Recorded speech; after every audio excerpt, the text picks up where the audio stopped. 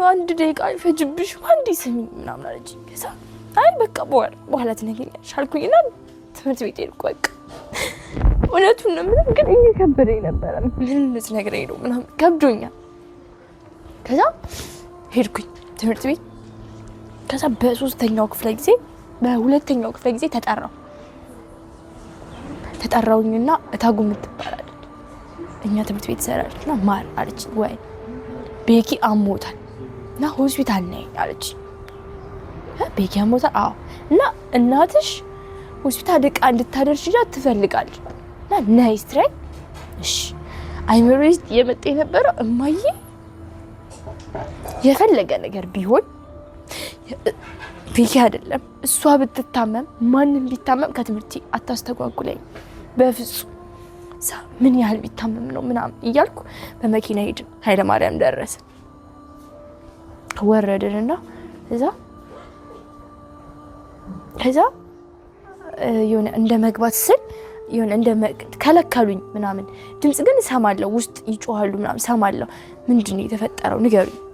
አልኳቸው ቆይ ምናምን አሉኝ ስንገባ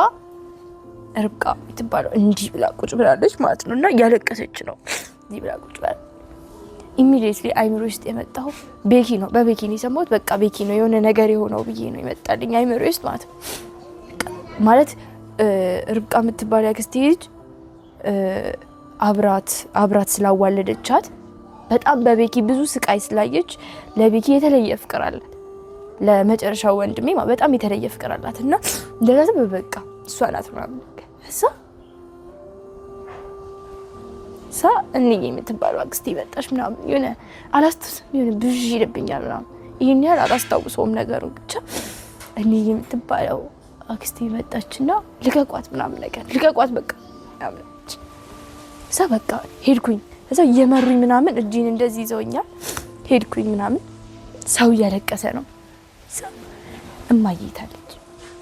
እናቴን አሳዩኝ ነው ያልኩት ማለት ነው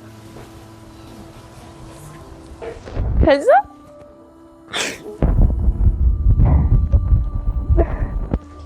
የለችም በቃ የለችም ጉድ አደረገች ምናምን አሉኝ ታውቂያለሽ በህይወቴ ማለት አስቤው አላውቅም ብዙ ነገር ይፈጠራል ብዬ አስባለሁ ሳድግ ብቻዬን ስላደርኩ ብዙ ነገር አስባለሁ ወደፊት ድንገት ቢፈጠር ስንት ነገር ድንገት እንደዚህ ቢሆንስ ምናምን እያልኩ አስባለሁ ግን ጭራሽ አይምሮዬ